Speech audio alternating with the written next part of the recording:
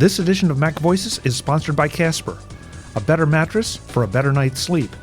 To find out more, try one for 100 days and get a $50 discount. Visit casper.com/MacVoices. Hi, I'm Chuck Joyner. This is Mac Voices at CES in Las Vegas. I'm in the Henge Docks booth talking to Matthew about everything that Henge Docks is doing and everything that's new. Because Matthew, you seem to have grown a lot since the last time I was here. We have.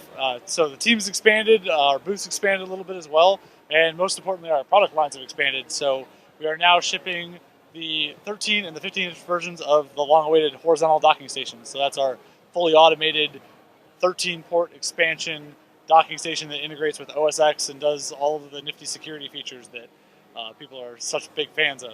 It took us a while to get caught up on our inventory since demand was so high at the end of this year. But it's been pretty exciting, and the enthusiasm here is overwhelming at times. So I want to make sure we heard that right. 13 ports. Yes, 14 if you include the Kensington lock slot as well. Okay, so where do we even start with 13 ports? What do we get? Okay, let's see if I can do this off the top of my head. We got 6 USB 3 ports, all of which are capable of charging an iPad, so they're all high output. We have 2 TRS audio jacks, which have their individual codecs, which means that you can plug in, say, a headset on one side and a stereo on the other side, like external speakers, and you can switch between them on the fly. So that's great for just removing the cable interaction from the whole deal. We have, as I said before, a Kensington lock port. We have a Thunderbolt 2 port, HDMI, and mini display port on the back, so you can run 3 external monitors simultaneously with a 15-inch MacBook Pro with Retina display. So you can have that dream setup that everybody's been looking for and never touch a cable again. We've got an SD card slot and a gigabit Ethernet port as well, and that rounds it off. So the dock actually interfaces with every single port on the computer, which allows us to offer the physical security because we have that interaction, as well as just the ease of use, and we're getting more bandwidth rather than just utilizing one of the ports like Thunderbolt or one of the USB ports. So the other cool thing is we are the first third-party accessory to ship that supplies power to a MacBook, so we can actually charge the MacBook while it's in the dock. So that's one of our major features that we're really excited about. The MacBook 12-inch we're talking about. No, I'm actually talking about the 13 and 15-inch MacBook Pro with Retina display. So we're able to interface with Apple's proprietary charging system there. Wow, that's no small feat. No, that took a lot of engineering to make happen. So. Yeah, and probably a lot of paperwork and permissions too. Yes. They weren't quite sure what to make of it at first, but I think the value of the product showed through, and it's been a fantastic trip we've been on. Now, you talked about security. Because you're talking about physical security here of the MacBook. Talk about how you accomplish that. So because the dock interfaces with the ports, we'll probably run a demo here in the B-roll. It interfaces with the ports of both sides of the MacBook. We have the ability to actually physically lock the MacBook to the dock. And we also have a piece of software called Dock App that blends our hardware with OS X and the MacBook. So when you can set the security up in a way, and among other features, when you drop your MacBook into a given location, it will actually transparent to the user. Let's say you get up and walk away from your desk and your screensaver comes on, or it logs you out, or you shut your computer down. It'll lock the computer in the dock until you're logged into your user account. That's all optional and can be set up in different ways. So the trade shows here, we don't have any locks on any of the MacBooks. The docks are all locking them down with a password. So we have a higher level of security enabled on them right now. So you type your password in order to undock.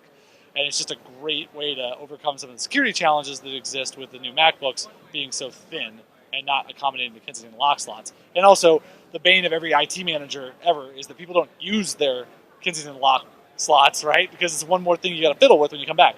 This is sort of taking that whole process and simplifying it and making it transparent to the user. That's interesting. A combination hardware-software solution that doesn't rely on me as someone who, okay, I don't want to mess with the lock. I've got to get this computer open, or I got to get it closed and go. Now, just with a password, you're giving me that security. Exactly. The whole goal of all of our products, what we like to say is they should be taken for granted. So their absence should be noted more than their presence. So we designed these to work to just blend into your daily workflow and just disappear. And during a lot of our beta testing, when we were testing with different groups and different companies, we'd take the products back and then get an angry email like 2 weeks later, very frequently, because people just take that experience for granted, and it seems like it's something that just always existed. And that's probably the highest compliment. It's never going to make people mad, but I'd say that's a pretty high praise. No, absolutely. Another thing I'm seeing here in the booth is, well, first of all, forgive me, that one, I will put this in the B-roll, that one shot of all the connectors connected. So I can access all the ports simultaneously. There's no restrictions of any kind? The only port on the MacBook that we don't interface with is the analog audio port. And that's because we're duplicating that with our own digital audio codecs that are on the dock itself. And those are one's run off of the Thunderbolt side, and the other one's run off of USB 3 off of one of those ports. So every other port we're interacting with. So I can plug in 6 USB 3 devices, I can plug in everything and go, and no problem. Yeah. Oh, you meant in terms of the rear of the dock. Yeah. All the ports are totally accessed normally, as you would expect. And if I don't have a need or desire to use the security feature, then I don't have any third-party software or anything to run on my Mac. It's just the way it is. If you don't install a dock app, it'll just work like a dock would. But really, it's more than just a hardware solution. It's about this integrated software solution that really makes our solution unique. And I think we're really looking forward to this next year. It's gonna be interesting. He says, taking a deep breath. You also have a number of things set up here with monitors mounted vertically, which is something, or I should say portrait, I guess, instead of landscape. What's the idea here? Is it just to create the perfect workstation? Honestly, it's because the space we have allotted here, running 3 monitors side by side in horizontal mode, doesn't really fit. So to gain more space, we do it vertically. Also, a number of our developers in our office will have a portrait and a landscape monitor side by side. They like to, and graphic designers do this too sometimes. They'll flip them vertically because the format changes, so you can view a lot of code rather than having everything in the horizontal mode. So that's sort of out of necessity and sort of out of style. And this whole center table display that we have over here is a new experiment that was just put together with the curved vertical monitors. It's nothing, at the very least, it's eye-catching, but it also is making me rethink a couple things about my own personal productivity setup. It's like, maybe there's space for a vertical, or excuse me, I did it again, a portrait-oriented monitor instead of just always going with that landscape. Yeah, if you do a lot of reading documents, I found that you can actually parse through a website a lot faster with a vertical mode monitor, and having the variety of formats to display content in just kind of opens up extra abilities for users as well, too. That's very attractive. So the docks, let's talk about the pricing and availability of the docks. What all models do you support, and what kind of pricing is there?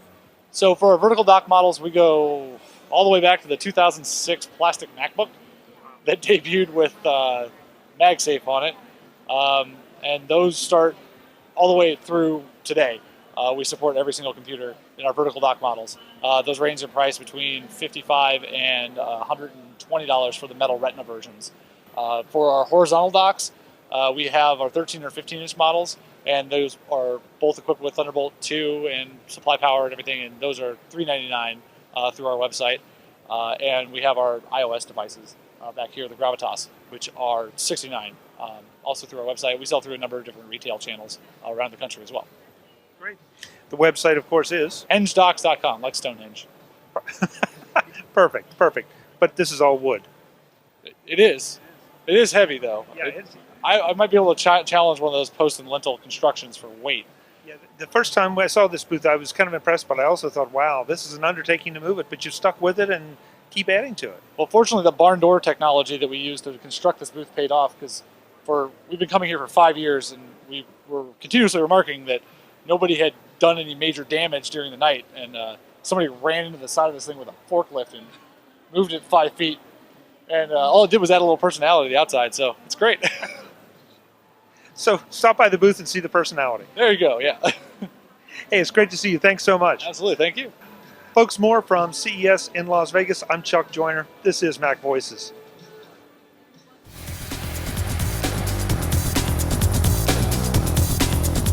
Visit MacVoices.com for links, show notes, to subscribe, to connect with Chuck on Twitter, Google+, YouTube, Facebook, LinkedIn, and the Mac Voices blog. Subscribe to our weekly newsletter, the MacVoices Dispatch, to stay up to date on all the latest MacVoices news from our front page or at macvoices.com/newsletter. Do more with your Apple tech by subscribing to the free MacVoices magazine on Flipboard by visiting macvoices.com/magazine. Advertising and sponsorships handled by Backbeat Media at backbeatmedia.com. Bandwidth provided by CacheFly at cachefly.com.